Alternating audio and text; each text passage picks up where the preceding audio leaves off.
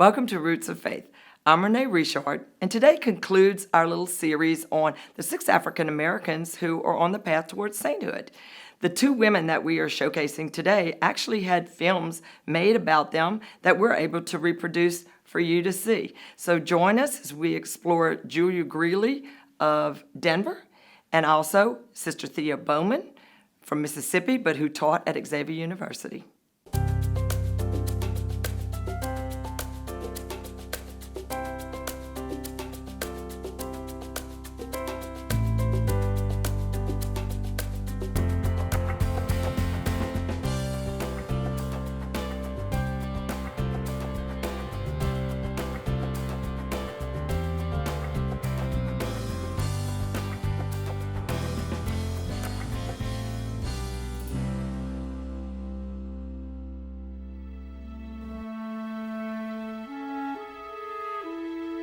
Julia Greeley was an African American who was born in 1833 in Hannibal, Missouri, and died in 1918 in Denver, Colorado. She was dubbed the Angel of Denver because of her great charity work with the poor of the city, and has left an indelible legacy of Christian virtue and goodness. Julia was a lifelong layperson and never married. She was a member of the secular Franciscans. Born into slavery, she lived a very difficult life of hardship and abuse until she gained her freedom with Missouri's Emancipation Act in 1865. She migrated to Colorado, where she settled in Denver and worked as a domestic servant, earning a meager salary and living in relative poverty for the rest of her life. Apparently she was not very attractive, having a drooping eye and a face that had aged prematurely, but her smile was unforgettable, and she had a heart which embraced all. Julia was received into the Catholic Church and fostered a deep love for God and for the poor. She became extremely devoted to the Virgin Mary and prayed the Rosary as well as other prayers daily in her honor. It was her unwavering devotion to God's Mother which allowed Julia to overcome the sufferings and trials of her life, and to forgive the cruel persons who had inflicted so much misery on her during her youth. Julia attended daily Mass and was also very devoted to the Sacred Heart of Jesus. Her love for this devotion was truly outstanding, and Julia has become synonymous with it as she promoted it relentlessly in Denver, distributing leaflets and holy cards to everyone she met. Her love for the Sacred Heart was such that a priest once remarked how he had never met anyone so consumed with this devotion. At her death, thousands of people attended her funeral in Denver, as Julia had become so well known and loved in the city among blacks and whites. Julia is an excellent role model for the Christians of today's world because she teaches us how to forgive and to love others despite our personal trials and difficulties, whatever they may be. Being a layperson, her example is a reminder of the great contribution which non-religious Christians can do in the world and for the Church.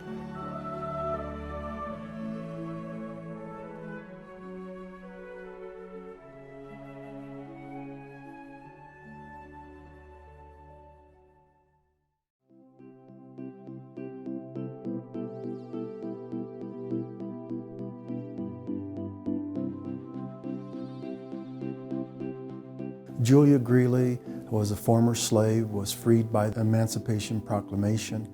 She came to Denver, Colorado, supposedly to work for the first governor of the territory of Colorado. She actually began helping the poor within the community. She is a great person because she took care of the poor.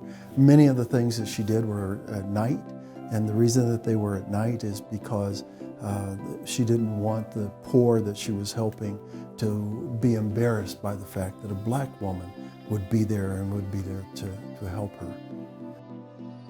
Mostly she was right here around Sacred Heart Parish, where she entered the church very shortly after this parish was started. Take this, all of you, and eat of it, for this is my body, which will be given up for you. She was often seen pulling this little red wagon around. She loaded it with the things that were needed, such as firewood, clothes, food, whatever was needed for the poor. She wanted to make sure that she had those things and that she could take those to the people who were in need. So whatever they needed, you know, she found a way to get those things for people. You know, and I think that's what better way to show love, forgiveness, and mercy than to share.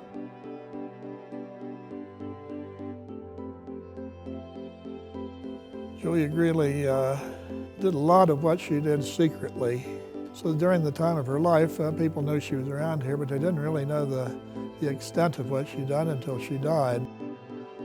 When she died, she laid in the church, and it was 4 to 5 hours that people streamed by, whether they knew her personally or not, but they knew of her.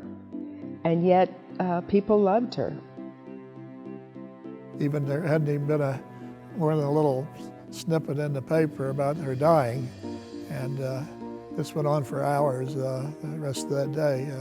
And at that time, it became evident how much she had been doing to help other people, many of whom were not as poor as she was. Julia did not seek attention. She was satisfied with knowing that she had helped someone in need. And she did things secretly. She wasn't the kind of person that wanted, you know, people to know what she was doing. So one of the things I like about her is that she would get things and take them in a little red wagon and deposit them on someone's porch at night. So she got a lot of joy out of that. Julia loved children with the kind of intensity that is common to saints. One day, Julia was walking down the street and she encountered a family, the Eargarts. Agnes, the wife, asked if Julia would come and help by mopping the floor. She agreed. Once she went into the home, she saw all kinds of signs that this family might be Catholic. And so she asked if they were, confirmed that, and then said, "Where are the children?" She was told by Agnes that they'd had a child, but that child had died. And so Julia made a promise, and she says, "You will have another child." And later, they did have a little child who Julia had described as a little white angel. The only picture that there is of Julia Greeley is one with this little white angel, this daughter of Agnes, and that is the only recorded photo that we have of Julia Greeley. There's nobody living that you can go talk to about her, but everything that we find about her is just, she lived for others. She's feeding the poor, she's clothing the naked. She provided fuel for their homes. If somebody was sick in the house, she'd come in and help take care of them. And she didn't make a big point of this, that she was doing all these things. She exhibited all the things that I think that a saint would do. She was always caring for other people. She never put herself above anyone else. She showed mercy to everyone, and she showed caring to everyone. And so in doing that, she loved everyone. The firehouses, I think, meant a lot to her because in Denver, if you notice, there are a lot of firehouses on corners. She walked a lot. So she could go to those firehouses, and I think the fact that they were open, that allowed her to feel that she could talk to them and could talk about her faith. And that's, again, she was a witness. And how often do we witness, about our faith? During that time, the life of a fireman was really a dangerous one, and she covered a great area on foot, taking literature to these places. Why? Because she knew the danger we were in, and she was hoping to do what she could to as a spiritual work of mercy, to help them keep themselves prepared for the end that could come quickly for them. But she never missed an opportunity to witness. And whether it was through words or whether it was through caring for people or doing for people, she always was a witness. And I think loving the Sacred Heart the way she did kept her humble and kept her in the realm of always wanting to give, whether she received or not. What Julia Greeley was doing is, I think, a lot of the result of her devotion to the Sacred Heart, which is a devotion to the love of Jesus for the world. And she was showing that herself. We are the face of God's mercy in doing the things that Jesus Christ talked about there in Matthew 25 of feeding the poor and so doing these things that showed mercy. I think that's what mercy is, the forgiveness, the understanding of always being able to love, even when people hurt you. She exhibits the virtues, I think, of that we hear about from other saints. She was the kind of person that always put people before herself. If people read her story, I think they will identify with other saintly virtues that our saints have. And, you know, she was whipped by her master, lost an eye, but that never seemed to keep her from showing mercy and love and forgiveness to other people. There's saints scattered all over the world too, but this is somebody who was right here in our midst and whose aura still hangs over in the area.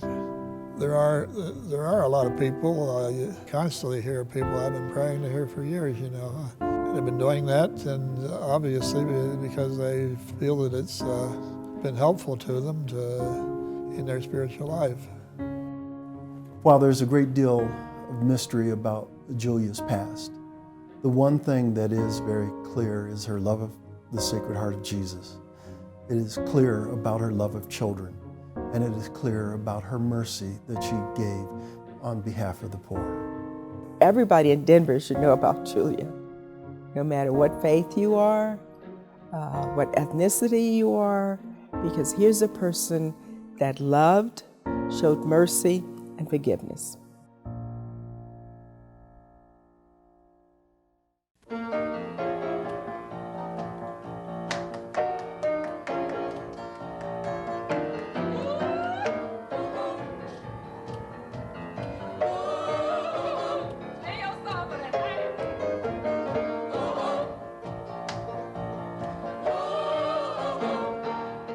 Sister Thea Bowman was born in 1937 in Yazoo City, Mississippi. The granddaughter of freed slaves, she was the only child of Theon and Mary Esther Bowman. When she was born, she was given the name Bertha. Born in what she called an ecumenical family, she chose to become a Catholic in her elementary school years. The first time she ever left Mississippi was for the unfamiliar world of La Crosse, Wisconsin, to join the Franciscan Sisters of Perpetual Adoration. At the convent, she took the name Thea to honor her father. She studied at Viterbo College in La Crosse and Catholic University in Washington, D.C., ultimately receiving a Ph.D. in English.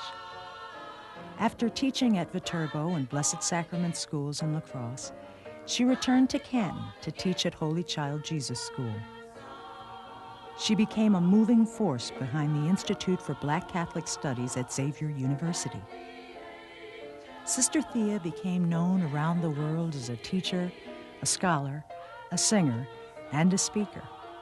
But most of all, she became loved and respected around the world for her ability to teach all people to be themselves, to remember and celebrate their individual religious and cultural heritages. Though an only child, she considered all people her brothers and sisters, all children her children, all people her family. In June 1989, Sister Thea spent over 4 days in interviews with Oblate Media. The interviews took place at her parents' house on Hill Street in Canton, the house where Sister Thea spent her early life, the house she loved and always considered home. Stricken with cancer, Sister Thea's health and energy varied from day to day of the interview sessions, but her spirit never waned. Her love never sagged. Her determination never diminished. Sister Thea Bowman died March 30th, 1990, at the age of 51. She died in her parents' house.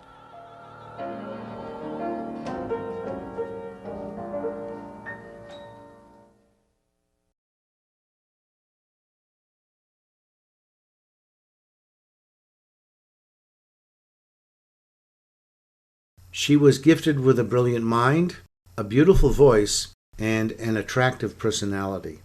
She was also a scholar, a dynamic teacher, a poet, and an evangelist. And she was a Roman Catholic nun, a religious sister, a member of the Franciscan Sisters of Perpetual Adoration. Born into a Methodist family in Mississippi in 1937, Thea Bowman was an only child. Her father, the son of a slave, was a medical doctor, and her mother a teacher. Her parents sent her to Holy Child Jesus School, which was staffed by the Franciscan Sisters. And when Thea decided to become a Catholic at age 9, her parents reluctantly approved. After high school, she traveled to Wisconsin to join the Franciscan Sisters at St. Rose Convent, and she attended Viterbo University there. She later earned a Ph.D. in English and Linguistics at the Catholic University of America, where she wrote her doctoral thesis on the American writer William Faulkner. Sister Thea then served as a teacher for the next 16 years. She taught at an elementary school in Wisconsin, then a high school in Mississippi. She would later be on the faculty of 3 different colleges: Viterbo University, Catholic University, and Xavier University in New Orleans. At the urging of Auxiliary Bishop James Leakey of Cleveland, Ohio, Sister Thea became involved and played a major role in the 1987 publication of a new Catholic hymnal called Lead Me, Guide Me, the African American Catholic Hymnal. In that hymnal there is an essay by Bauman in which she writes, "Black sacred song is soulful song, which is holistic because it engages the whole person, mind, voice, and body. Participatory, the whole congregation can join in. Real, it celebrates the real experiences of separation, grief, oppression, struggle. Spirit-filled, it's energetic and intense. And life-giving, it refreshes, it invigorates, and it sustains." After 16 years of teaching, Bishop Joseph Brunini of Jackson, Mississippi, convinced Sister Thea to take on the role of consultant for intercultural awareness, and thus she became more directly involved with ministry to her fellow African Americans. A woman who both fully embraced her African American culture and her Catholic faith, she became a kind of traveling evangelist, giving inspirational talks to Black congregations around the diocese and later around the country. Sister Thea appreciated and celebrated the cultures and gifts of all peoples, and she encouraged Black Americans to celebrate their own identity, something she continued to do even after being diagnosed with cancer in 1984. In 1989, just months before her death, Boston College recognized her many talents and her contributions to the church by granting her an honorary doctorate in religion.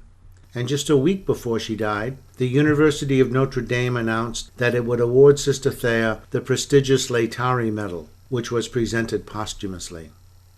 Sister Thea Bowman died of cancer in her parents' home in Canton, Mississippi in 1990 at age 52, and she was buried with her parents in Memphis, Tennessee. Let us pray. Lord, we thank you for the many gifted and inspirational teachers and artists you send into our lives.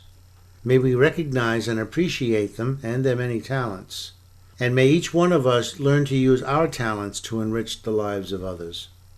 Sister Thea once said, "Sometimes people think we have to do big things in order to make a difference, but if each one of us would light just one candle, we'd have tremendous light." Just as Sister Thea was and still is a light for so many, help each one of us to be that light for others.